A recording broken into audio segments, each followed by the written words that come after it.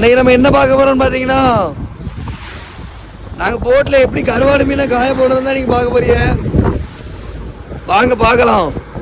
கருவாடு வாசமே அவ்வளோ அருமையாக அவ்வளோ டேஸ்ட்டாக இருக்கும். ஏன்னா இது நாங்கள் கருவாட்டு போட்டு யாருக்குமே கொடுக்க மாட்டோம், வீட்டுக்கு கொடுக்க மாட்டோம், யாருக்கும் கொடுக்க மாட்டோம். இது எங்களுக்கு கஞ்சி போட்டு கேட்காத வச்சுக்கணும். வாங்க கருவாடை உங்களுக்கு காட்டுறேன்.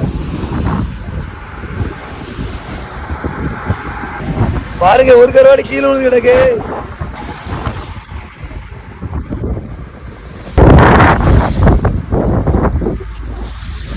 பாருங்க, நாங்கள் என்ன கருவாடு போட்டுக்கோம்னா வெள்ளைக்கிழங்க முரல் கருவாடு தான் போட்டுருக்கோம். எல்லாமே காஞ்ச உடனே பறந்து போயிட்டு பார்த்துக்கோங்க. இப்போ எங்களுக்கு எத்தனை துண்டு இருக்குன்னு பார்த்தீங்கன்னா, நாங்கள் ஒரு 20 துண்டு வச்சுருந்தோம். அதில் எங்களுக்கு ஒரு 10 துண்டு தான் இருக்கு பார்த்துக்கோங்க.